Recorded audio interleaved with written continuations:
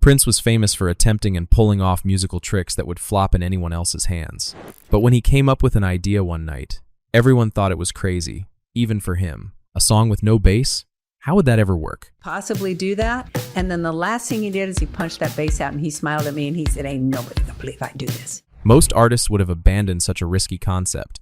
But Prince wasn't most artists. When he stepped into the studio that night, he wasn't there to play it safe. He was there to create a masterpiece that would leave the entire music industry stunned. This wasn't an accident or a happy mistake.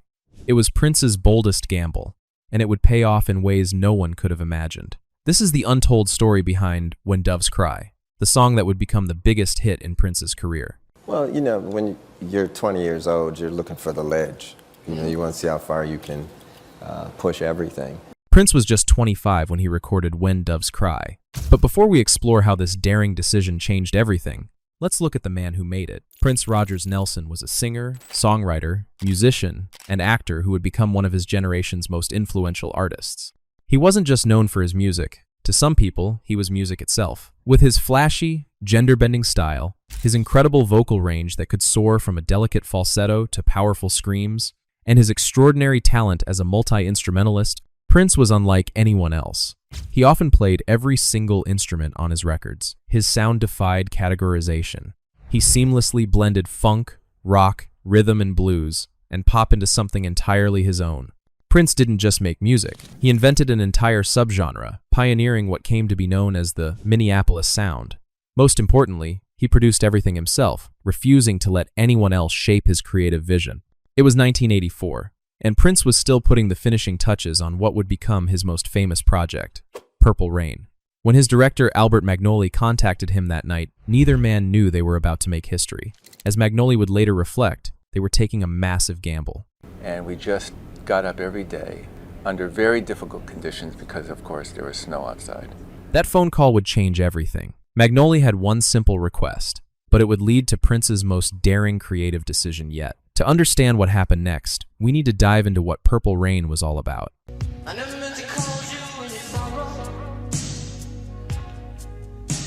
The film was Prince's semi-autobiographical masterpiece, drawing from his own experiences growing up in Minneapolis. It followed the kid, Prince's on-screen alter ego, as he navigated the complex web of relationships that defined his world. His passionate but volatile romance with Apollonia, his tense dynamics with his band The Revolution, and his painful connection to his troubled parents. But the movie needed something more. They needed one final song, a track that would serve as the emotional centerpiece for the film's most crucial scene. This wasn't just any song. It had to capture every complex emotion, every fractured relationship, every moment of vulnerability that the kid experienced. It was a tall order, even for Prince. The song had to be the emotional anchor of the entire movie, the soundtrack that would tie all the personal storylines together.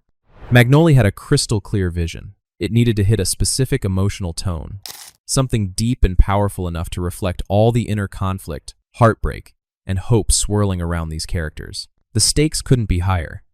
The entire emotional arc of Purple Rain depended on this one song, a song that didn't exist yet. But Magnoli had complete faith that if anyone could pull it off, it was Prince. The pressure was immense, but Prince thrived under pressure, and Magnoli's faith was rewarded beyond his wildest expectations. Prince didn't just deliver, he over-delivered.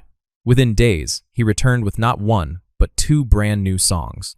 One was an early version of what would eventually become When Doves Cry, and the other was a haunting, deeply spiritual track titled God. He was an innovator in the music industry and was known for his flamboyant style and wide musical range. God was everything you'd expect from Prince during this era, intense, raw, and emotionally complex. It showcased his willingness to explore themes far beyond the typical scope of pop and funk, diving into spiritual territory that most artists wouldn't dare touch. But when both songs were played for Magnoli, there was no contest. When Doves Cry stood out immediately. It had a haunting weight that felt like it had been pulled straight from the movie's emotional core. The loneliness, the confusion, frustration of broken relationships. Everything Magnoli had asked for was woven into that single track. For the director, it wasn't just a good fit. The one that could carry the film's most crucial scenes and transform personal drama into something universal. When Doves Cry had become the soul of Purple Rain. But Prince wasn't satisfied. He was the kind of artist who constantly searched for ways to push boundaries. never content with good enough. But I don't know how any of us grow if we just, tread water. The idea is that we keep growing. As he explained in interviews, Prince cared more about pushing himself creatively than meeting people's expectations.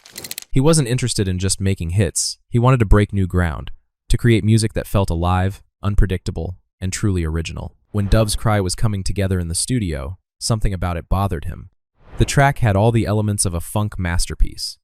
The punchy Lin LM1 drum machine, swirling layers of synthesizers, a fiery guitar solo, and his unmistakable vocal harmonies. By every conventional measure, it sounded incredible. But Prince's ears were always a few steps ahead of everyone else's, and he sensed something was off. Not missing, but excessive. All those carefully crafted elements, when layered together, created a kind of sonic clutter. The song felt weighed down by its own ingredients, like a perfect recipe with one too many spices. That's when Prince made the decision that would change music history forever. Prince didn't want another great funk track. He wanted something different, something that would stop people in their tracks. And he was about to make the boldest move of his career to get there. And that's when Jill Jones stepped into the picture. I met Prince when we were touring. We'd just come off of the Rick James tour. Jill was more than one of Prince's many acquaintances. She was a musician, an actress, and occasionally a songwriter. Sharp, artistic, and great in her own way. The two had first met when Jill was just 18 years old, and over the years, they'd developed a complex relationship that seamlessly blended friendship, artistic collaboration, and romance. By 1984, their bond was built on deep mutual respect and creative understanding. By the time Prince was working on the rough version of When Doves Cry, their connection was still very much alive. They were close colleagues and confidants outside the studio when they worked together. To most people around him, his director, his bandmates, the engineers, the song was shaping up beautifully. It had power, polish, and the kind of funk pop energy they'd come to expect from Prince. But to Prince, something still felt off. Deep down, he knew the track was too clean, too traditional. It sounded like something anyone else might have made. And for an artist like Prince, that was a deal breaker. Because, as we know, Prince wasn't interested in anything usual. So he turned to Jill. He played the track and admitted that the song felt too conventional. And Jill told him, "Why don't you just have this go your way?" That simple sentence was like lighting a fuse. It was the confirmation Prince needed to trust his wildest instincts and do something that would leave everyone speechless. I listened to all kinds of music when I was young, and when I was younger, I always said that one day I was going to play all kinds of music. What happened next seemed impossible, even by Prince's standards. He walked over to the mixing board and made a decision that defied every rule of music production. He removed the bass line completely. Removing the bass line was not the same as removing an instrument. The bass line was the rhythm that held the song together. Pop, funk, and other similar genres relied on it to create a hit. It was unheard of to have a song without a bass line. Yet Prince was breaking the #1 rule of sound production. It was a risk that no one except Prince could have been mad enough to take. That simple act, the stripping away of what was supposed to be the song's rhythmic backbone, changed everything. It left this strange gap in the mix, like something important was missing from the bottom end of the song. But that didn't weaken the song. It made it haunting, iconic, unforgettable to the millions of listeners it would garner. But when it was still being produced, the song didn't seem like any of these. It just seemed, as one of Prince's critics said, empty. But Prince wasn't fazed by the criticism. In fact, he seemed to thrive on it. Throughout his career, he'd built his reputation on doing exactly what others said was impossible, and this was no different.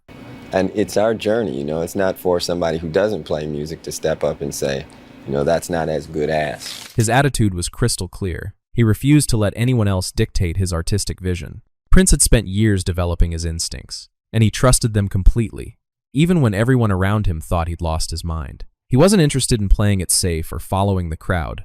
That had never been his style. But the skepticism was everywhere. Industry insiders, fellow musicians, even some of his own team couldn't understand how stripping away such a fundamental element could possibly work. The logic seemed bulletproof. You don't mess with the basic building blocks of popular music and expect to succeed. On every level that mattered to the music business, When Doves Cry looked like it was destined to fail spectacularly, but it didn't. When Doves Cry went viral, performing far beyond anyone's wildest expectations. It became a global phenomenon, topping charts and eventually dominating the American Music Awards in 1985, beating Michael Jackson's Thriller, the biggest song of the decade. And the winner is Let's see what happens here, huh? When Doves Cry, Prince. Ultimately, When Doves Cry became more than just another song on the Purple Rain album. It became the album's defining masterpiece and biggest hit. And more than that, it was a reminder that true art isn't just about checking boxes. It's about trusting your gut, breaking the mold, and daring to sound different. Prince understood something most artists never fully grasp. Sometimes, the most powerful thing in music isn't what you play, it's what you choose not to. So what's your take? Was Prince a visionary genius who understood something about music that no one else did? Or was he just incredibly lucky that his reckless experiment worked out? And here's an even bigger question. Could any artist today get away with making such a bold, unconventional choice in our current music industry? Drop your thoughts in the comments. And if you're fascinated by these kinds of untold stories behind legendary songs, hit that subscribe button because we've got plenty more musical mysteries to uncover.